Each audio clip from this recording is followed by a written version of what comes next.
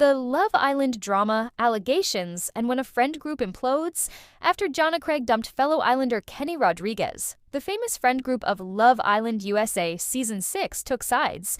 Craig confirmed her relationship with Rodriguez was over, claiming the truth is more disgusting than any of the speculation that has flooded the internet.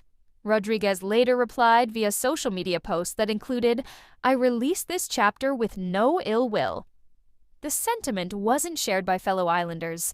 Leah Kateb and Serena Page and their respective partners, Miguel Harichi and Cordell Beckham, unfollowed Rodriguez on Instagram. Kateb alleged Rodriguez was racist. Olivia Liv Walker accused Rodriguez of chasing fame. Most of the cast of Peacock spin-off Love Island Beyond the Villa are not following Rodriguez, who is on the show. USA Today reached out to Peacock for comment. "The friend group will never be the same. Friends groups fizzle all the time. We move cities. Interests change. We replace half our friends every 7 years. The door doesn't always shut forever. But sometimes a clean break is justified," according to Danielle Baird-Jackson, friendship educator and author of Fighting for Our Friendships. This is especially true in the case of allegations of toxic or abusive behavior, Jackson said. "Even if that person extends goodwill, as Rodriguez did, we may need to step away to protect ourselves, as Jonna and the others did," she said.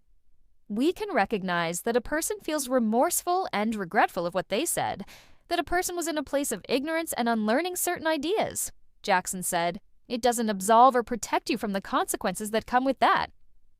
"A violation of trust can end a friend group," Jackson said. "When foundational beliefs suddenly change, we feel emotionally and physically unsafe," Jackson said. "Rescinding friendship isn't about punishment, though," Jackson said.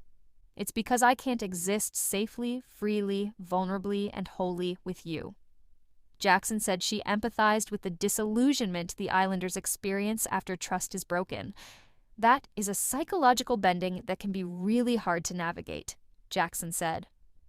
"Friend groups should affirm how we want to be seen," Jackson said. For Craig, a Black woman with a highly visible platform, it's especially devastating that Rodriguez would threaten rather than affirm her identity, Jackson said.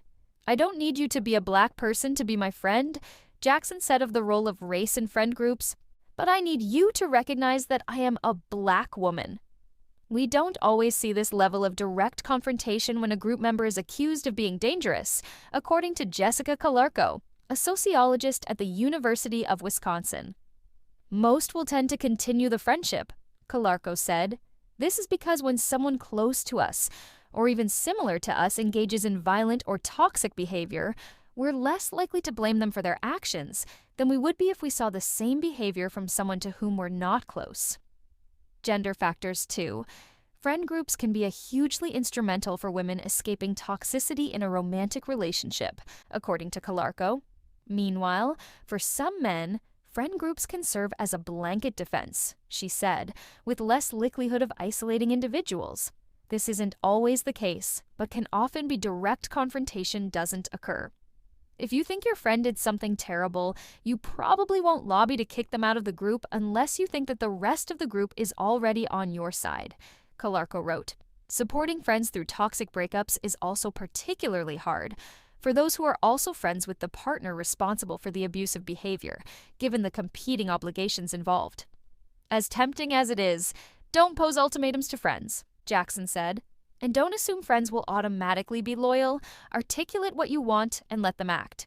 Try saying, if you can't do, insert behavior, I don't know how to stay friends." "Forgiveness and unfriendly aren't mutually exclusive," Jackson said. "We can hold space and have empathy for someone who says they've grown," Jackson said. "In the same vein, we can choose not to be in relationships.